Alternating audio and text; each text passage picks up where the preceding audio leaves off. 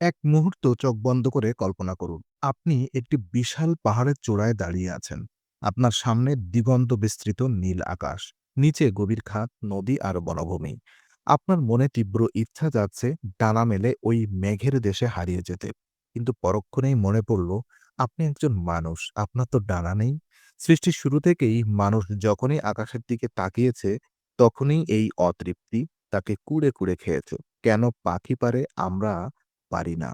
তো আজকের যুগে আমরা যখন এয়ারপোর্টে গিয়ে কফি খেতে, খেতে একটি বিমানে উঠি, তখন আমাদের মনেও পড়ে না যে এই কয়েকশো টন ওজনের ধাতব দানবটিকে আকাশে ভাসিয়ে রাখার জন্য হাজার বছর ধরে কত মানুষ তাদের জীবন উৎসর্গ করেছে। আজকের এই দ্রুতগতির জীবন, যেখানে ঢাকা থেকে নিউ ইয়র্ক যেতে মাত্র কয়েক ঘন্টা লাগে, এটা কোনো জাদুমন্ত্রে হয়নি। এর পেছনে রয়েছে রক্ত, ঘাম, অসংখ্য ব্যর্থতা আর অদম্য জেদ। স্বাগত ইনফোনারিতে। আজ আমরা কোনো সাধারণ গল্প শুনব না। আজ আমরা শুনব মহাকাশের বিরুদ্ধে মানুষের বিজয়ের মহাকাব্য। আদিম মানুষের গুহাচিত্র থেকে শুরু করে রাইট ব্রাদার্সের সেই বিখ্যাত ১৩ সেকেন্ড এবং সেখানে থেকে আজকের সুপারসনিক জেট বিমানের আবিষ্কারের পূর্ণাঙ্গ ইতিহাস।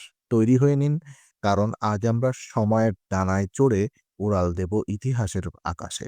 তো মানুষ এবং আকাশের স্বপ্ন। প্রাচীনকাল থেকেই মানুষ আকাশে ওড়ার স্বপ্ন দেখেছে। গ্রিক মিথোলজিতে আমরা ইকারুস এবং বাবা ডাইডেলাসের গল্প পাই, যারা মোম দিয়ে পাখির পালক জোড়া লাগিয়ে ডানা তৈরি করেছিল। কিন্তু সূর্যের তাপে মোম গলে ইকারুস সমুদ্রে পড়ে মারা যান। এটি কেবল একটি গল্প নয়, এটি ছিল আকাশের প্রতি মানুষের আজন্ম আগলতা এবং একই সাথে এক সতর্কবার্তা। মধ্যযুগীয় মানুষ থেমে থাকেনি। ১৮৭৫ খ্রিস্টাব্দে আন্দালুসিয়ার বিজ্ঞানী আব্বাস ইবনে ফিরনাস নিজের শরীরে রেশম আর পাখির পালক লাগিয়ে ওড়ার চেষ্টা করেছিলেন। তিনি কয়েক সেকেন্ড বাতাসে ভেসে থাকতে সক্ষম হলেও অবতরণের সময় মেরুদণ্ডে প্রচণ্ড আঘাত পান, কারণ তিনি বুঝতে পারেননি যে ওড়ার জন্য শুধু ডানা নয়, পাখির মতো লেজও প্রয়োজন, যা তার ব্যালেন্স করতে পারে। তো এই অধ্যায়ে আমরা দেখব কিভাবে লিওনার্দো দা ভিঞ্চি তার নোটবুকে পাখির মতো ডানা ঝাপটানো যন্ত্র বা বাদুড়ের মতো ডানাওয়ালা ডিভাইসের নকশা করেছিলেন। তিনি বাতাসকে একটি তরল পদার্থের মতো কল্পনা করেছিলেন এবং বুঝতে পেরেছিলেন যে বাতাসের উপরে চাপ সৃষ্টি করেই উপরে ওঠা সম্ভব। কিন্তু তৎকালীন সময়ে কোনো শক্তিশালী ইঞ্জিন না থাকায় তার সেই স্বপ্ন কেবল কাগজেই সীমাবদ্ধ ছিল। তো অ্যারোডাইনামিক্সের জন্ম ও প্রথম উড়ন্ত যন্ত্র। ১৮০০ শতকের শেষ দিকে মানুষ বুঝতে শুরু করে যে কেবল ডানা ঝাপটালেই ওড়া যাবে না। এখানে বিজ্ঞানের কিছু জটিল নিয়ম কাজ করে। স্যার জর্জ কেইলিকে বলা হয় এভিয়েশনের জনক। তিনি প্রথম মানুষ যিনি ওড়ার ৪টি মৌলিক শক্তি চিহ্নিত করেন। একটা হচ্ছে উইন্ড অর্থাৎ লিফট, ওয়েট অর্থাৎ ওজন, থ্রাস্ট অর্থাৎ ধাক্কা এবং ড্র্যাগ অর্থাৎ টান বা বাধা। কেইলি বুঝতে পেরেছিলেন যে ডানাকে পাখির মতো নড়াচড়া করার প্রয়োজন নেই। ডানা যদি স্থির থাকে এবং বাতাস যদি দ্রুত গতিতে ডানার উপরে দিয়ে প্রবাহিত হয়, তবেই বিমান উপরে উঠবে।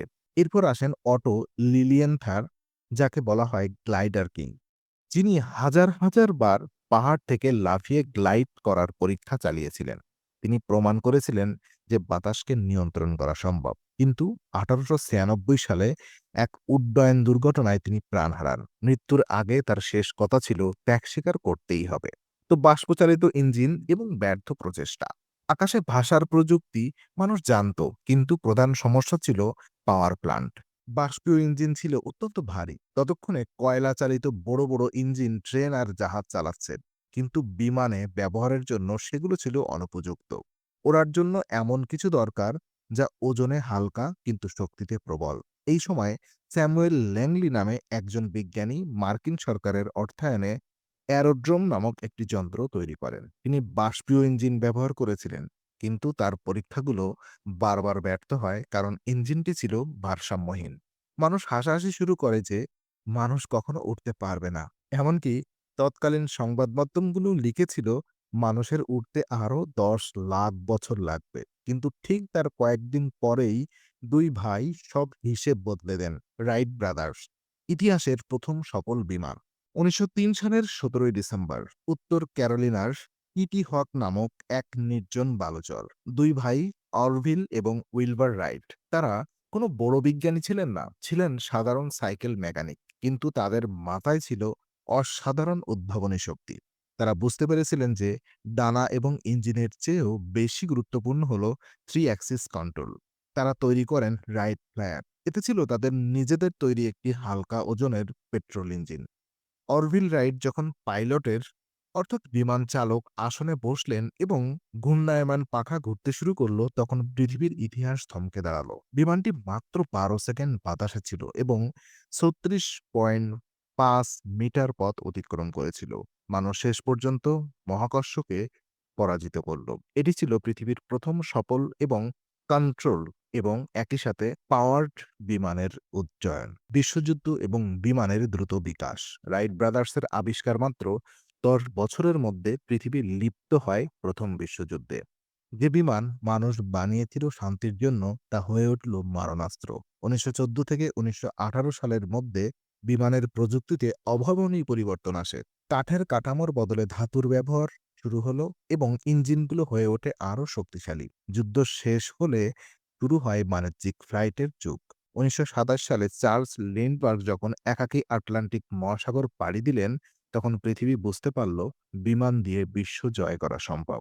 শুরু হলো আকাশপথে চিঠি আদান-প্রদান এবং এয়ার মেইল সার্ভিস। মানুষ এখন এক দেশ থেকে অন্য দেশে দ্রুত যাতায়াত স্বপ্ন দেখতে শুরু করল। এরপর দ্বিতীয় বিশ্বযুদ্ধ জেট ইঞ্জিন আবিষ্কৃত হলে বিমানের গতি এক লাফে অনেক বেড়ে গেল। তো আধুনিক জেট ইঞ্জিন ও প্রযুক্তি কি? বিংশ শতকের মাঝামাঝি সময়ে শুরু হয় জেট যুগ। 1952 সালে ডি হ্যাভিল্যান্ড কমেট পৃথিবীর প্রথম বাণিজ্যিক জেট বিমান হিসেবে আত্মপ্রকাশ করে। এরপর আসে বোয়িং 707 এবং বিখ্যাত বোয়িং 747 জাম্বো জেট। আকাশ হয়ে ওঠে সাধারণ মানুষের নাগালের মধ্যে। আমরা যদি আধুনিক বিমানের দিকে তাকাই, তবে দেখব সেখানে ব্যবহৃত হচ্ছে অত্যাধুনিক জিপিএস, অটো পাইলট এবং রাডার প্রযুক্তি। আজ আমরা কয়েক ঘন্টার মধ্যে এক মহাদেশ থেকে অন্য মহাদেশে পৌঁছে যাই। বিমান এখন কেবল যাতায়াতের মাধ্যম নয়, এটি বৈশ্বিক অর্থনীতির মেরুদণ্ড। কার্গো বিমান প্রতিদিন লক্ষ লক্ষ টন পণ্য বিশ্বজুড়ে পৌঁছে দিচ্ছে। তো বিমানের গুরুত্ব ও পদার্থবিজ্ঞান। বিমান কিভাবে ওড়ে? এটি মূলত 4টি শক্তির ভারসাম্য। যখন ইঞ্জিনের থ্রাস্ট অর্থাৎ ধাক্কা ড্রাগকে অতিক্রম করে এবং ডানার লিফট বিমানের ওজনকে ছড়িয়ে যায়, তখনই বিমান আকাশে ওড়ে। এই সাধারণ সূত্রটি আমাদের পৃথিবীকে ছোট করে দিয়েছে। বিমানের গুরুত্ব অপরিসীম। র‍্যাপিড ট্রাভেলে যা আগে মাস লাগত, তা এখন ঘন্টার মধ্যে এসেছে। দেন জরুরি সাহায্য, এমার্জেন্সি এইড, দুর্যোগের সময় খাবার ও ওষুধ পৌঁছাতে বিমানে বিকল্প নেই। ট্যুরিজম বিশ্বের সংস্কৃতিকে একে অপরের সাথে যুক্ত করেছে।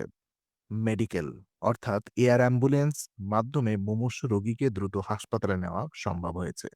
তো ভবিষ্যতের আকাশ কেমন হবে? বিমানের ভবিষ্যৎ আরও রোমাঞ্চকর। বিজ্ঞানীরা এখন কাজ করছেন পরিবেশ বান্ধব ইলেকট্রিক এয়ারক্রাফট নিয়ে, যা কার্বন নিঃসরণ কমাবে। এছাড়াও হাইপারসনিক বিমান তৈরির গবেষণা চলছে, যা দিয়ে লন্ডন থেকে সিডনি যেতে সময় লাগবে মাত্র 2 ঘন্টা। ড্রোন এবং অটোনোমাস অর্থাৎ চালকহীন উড়ান্ত যান আমাদের শহুরে যাতায়াত ব্যবস্থাকে বদলে দেবে। মানুষ এখন মঙ্গলে যাওয়ার জন্য স্পেস প্লেন তৈরির কথা ভাবছে। অর্থাৎ মানুষের উড়ার আকাঙ্ক্ষা এখন আর বায়ুমণ্ডলে সীমাবদ্ধ নেই, এটি এখন মহাকাশের দিকে ধাবিত হচ্ছে। তো বিমানের ইতিহাস আসলে কোনো লোহার যন্ত্রের ইতিহাস নয়, এটি মানুষের অদম্য ইচ্ছাশক্তির ইতিহাস।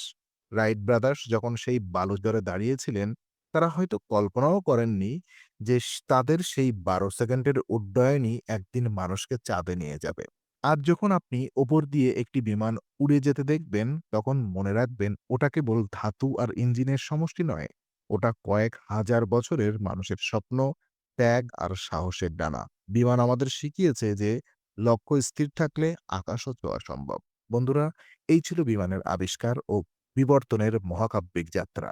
আশা করি আজ আপনারা নতুন কিছু শিখতে পেরেছেন। ভিডিওটি ভালো লাগলে একটি লাইক দিন এবং আপনার বন্ধুদের সাথে শেয়ার করুন। আর ইনফরমেটিভ এবং ডকুমেন্টারি ঘরানার এমন আরও ভিডিও পেতে ইনফোনারি চ্যানেলটি সাবস্ক্রাইব করে রাখুন।